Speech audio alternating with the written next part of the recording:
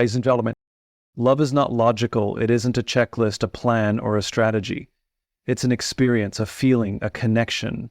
And when she fell in love with you, it wasn't because of what you have or what you've done. It was because of who you are and how you made her feel. Think about the moments that built that connection. It wasn't the grand gestures or perfectly planned words. It was the way you listened when she spoke, the way you remembered the smallest details about her, the way you made her feel seen and understood. Love doesn't thrive in perfection. It grows in authenticity. God, this morning, she fell in love with the way you were unapologetically yourself. You didn't wear a mask or try to fit into a mold.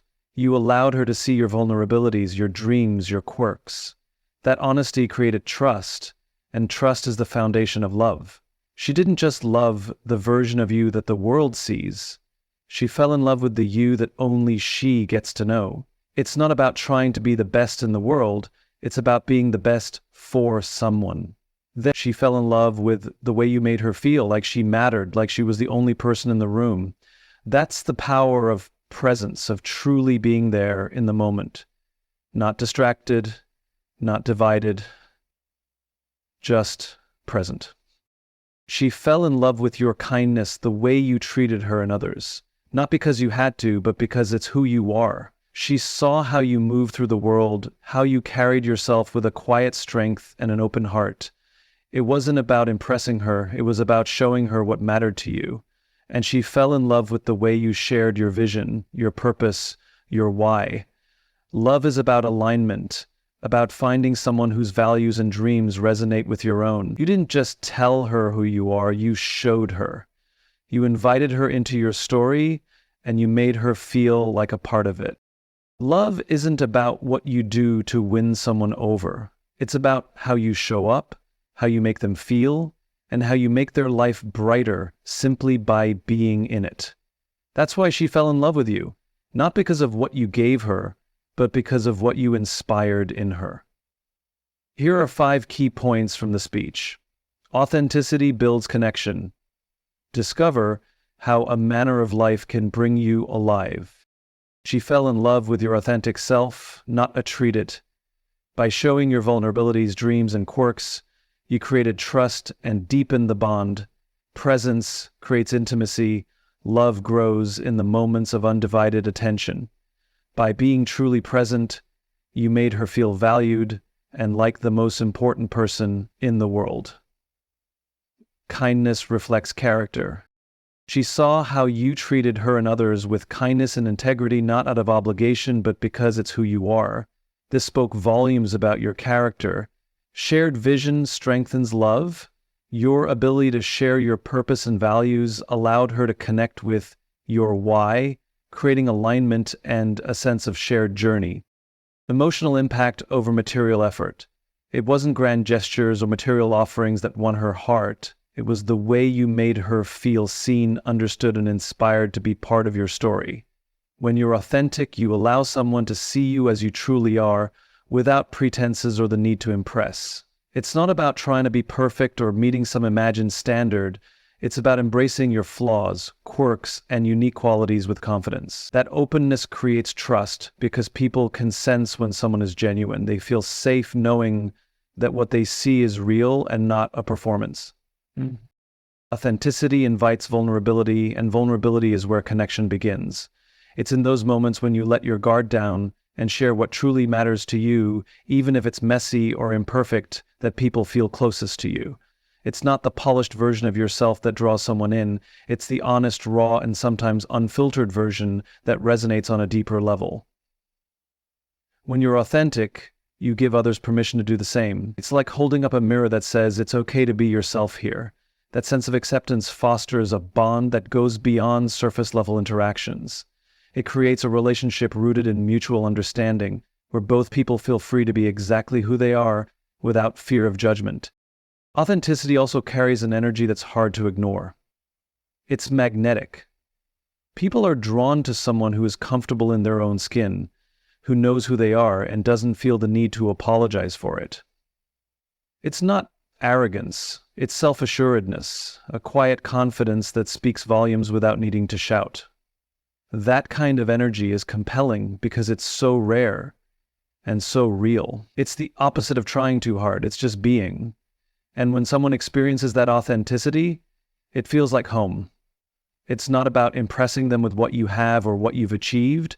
It's about letting them see the real you and showing that you're willing to let them into your world, even the parts that aren't perfect.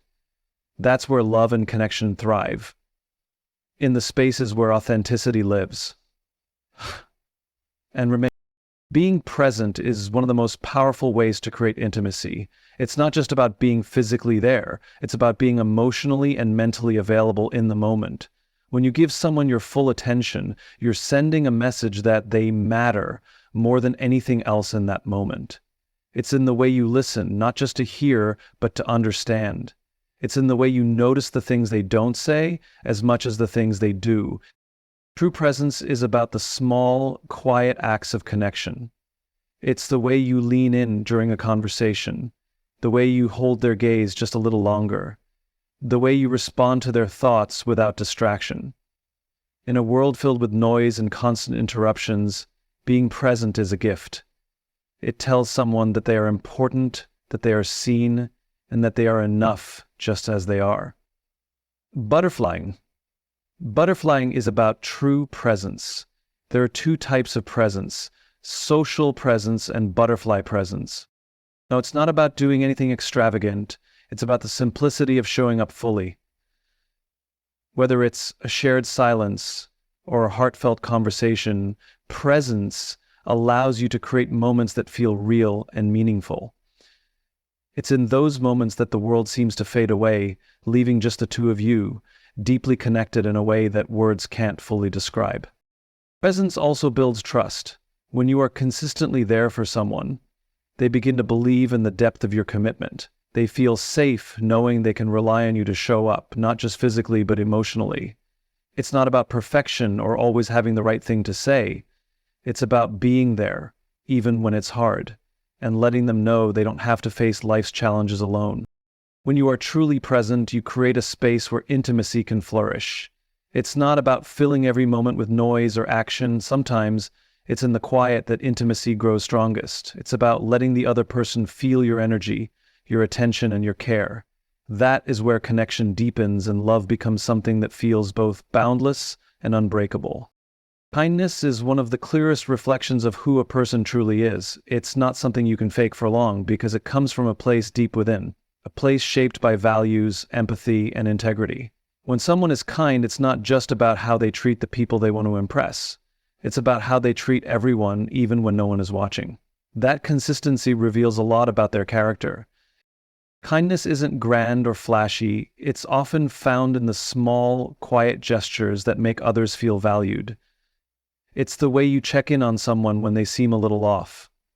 It's the way you offer a helping hand without being asked. It's the way you remember the things that matter to someone, not because it benefits you, but because you genuinely care. These actions show that you're not focused solely on yourself, but on the well-being of those around you.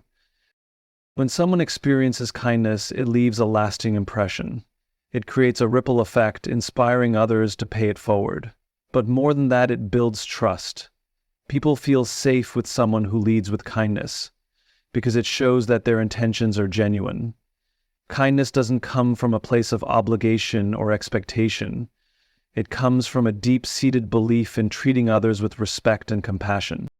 Kindness also shows resilience. It's easy to be kind when life is smooth, but it's in the moments of stress, frustration, or difficulty that true character is revealed. Choosing kindness in those moments, when it would be easier to react with anger or indifference, shows strength. It shows a commitment to being the kind of person who uplifts others, even when it's not easy. Ultimately, kindness is what makes relationships thrive. It creates a sense of safety and warmth, a feeling that someone truly has your back. It's not just a reflection of who you are, it's a reflection of the world you want to create. A world where people feel valued, respected, and cared for. That's why kindness is such a powerful testament to character. It speaks louder than words, resonating in the hearts of those it touches. Love becomes more profound when it is built on a shared vision. It's not just about being together in the present moment, it's about looking in the same direction, toward a future that you both believe in. A shared vision aligns two people not just in love but in purpose, giving their relationship a deeper meaning and a stronger foundation. When you share a vision, it means you've opened up about what truly matters to you, your values, dreams, and aspirations. It's about more than just the surface-level goals. It's about the principles and ideals that guide your life. Sharing these with someone creates a sense of alignment. It allows both of you to see that you're not just walking alongside each other, but that you're building something together, something that has significance for both of you, seen as something to avoid, a setback to be prevented at all costs. In reality, failure is an essential part of the process, especially when it comes to innovation, growth, and creativity. Every successful outcome, every breakthrough idea, and every remarkable achievement is often built on a foundation of mistakes, missteps, and moments of failure. It is through failure that we learn what doesn't work, and more importantly, why it doesn't work. Each failure provides valuable feedback, teaching us lessons we could never have anticipated without it. In the world of innovation, failure is not the end. It is a necessary step on the path to success. Many of the world's most iconic inventions were the result of repeated failures. For example, Thomas Edison famously tested thousands of different materials before finding the right one for the light bulb. Each failure taught him something new, and each lesson brought him closer to the solution. Had he not embraced failure as part of the process, he might have given up long before achieving success. Failure in this sense is not a negative event, but a stepping stone that moves us forward. The fear of failure often paralyzes people, making them hesitant to take risks or try something new. But the truth is that without the willingness to fail, there is little room for real progress. It's only by stepping outside of our comfort zones, by attempting things that may not work, that we open ourselves up to the possibility of discovering something truly transformative. In fact, it's often the failures that push us to think more deeply, to reassess our assumptions, and to come up with new solutions. Success rarely happens on the first try, and the road to achieving something great is often marked by many obstacles and setbacks. Failure also provides an opportunity for resilience and growth. It's easy to succeed when things go according to plan, but it's through failure that we learn to adapt, to pick ourselves up, and to keep going. Every time we fail and continue forward, we build not only our skill set, but also our mental and emotional resilience. This ability to persist in the face of failure is one of the key traits of great innovators and leaders. So rather than seeing failure as something to be feared, they see it as an opportunity to grow, improve, and refine their approach. Moreover, failure allows us to refine our vision. Sometimes what we set out to achieve is not quite what we need, or the initial idea wasn't fully formed. Failure shows us what isn't working and forces us to reassess, refine, and pivot. This process of recalibration is often the key to finding the right path forward. When we fail, we are given the chance to ask deeper questions. What can I learn from this? Failure allows us to reframe the way we look at things. This is what allows us to reassess what can be the key and how can I approach this differently. It's through these questions that innovation happens, as each failure brings new insights and sparks new ideas. In the end, failure is not something to be avoided, but rather embraced as an integral part of the journey. It's through failure that we find the strength to keep going, the wisdom to improve, and the creativity to innovate. Far from being a barrier, failure is the gateway to progress, teaching us, molding us, and ultimately shaping the success that will follow. When we embark on a new idea or project, it's easy to get caught up in the desire for everything to be efficient from the start. We often think that if we can make things work smoothly right away, success will follow. However, true efficiency is something that develops over time. It is not something that can be imposed on the early stages of an idea or project, because those stages are messy by nature. The early process of creation is about discovery, experimentation, and figuring out what works and what doesn't. It's through this trial and error that we refine our approach. And only after we have clarified our vision, developed our ideas, and tested them, can we begin to focus on making the process more efficient. At the beginning of any venture, efficiency is not the priority. The first goal is to understand the problem, explore different solutions, and discover what might work. This period of exploration requires flexibility and space for failure. We need room to stretch beyond conventional thinking and push the boundaries of what we believe is possible.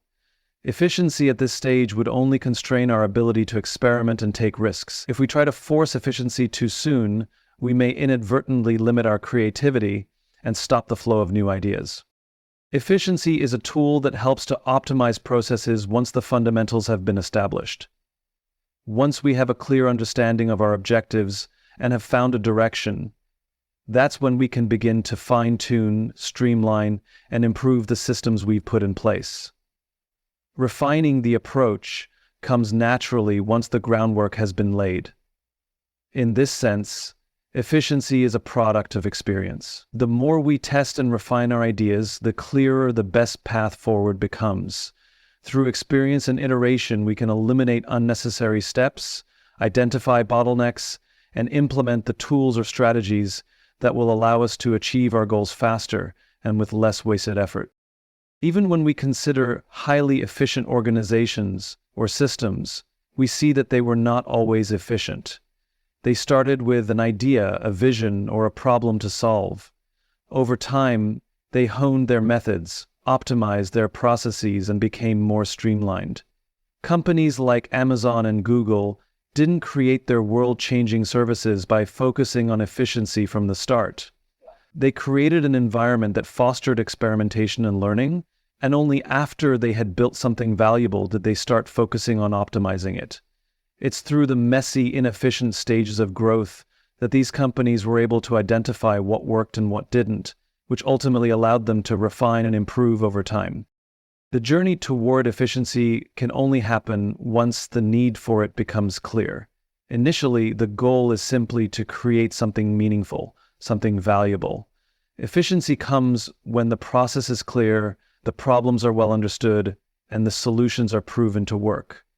At this point, we can begin to ask, how can we make this faster or less resource-intensive? But this kind of thinking comes later, after the concept has been proven, after the lessons have been learned, and after the creative, often inefficient, groundwork has been laid. Only then can we apply efficiency to make things better, quicker, and more scalable.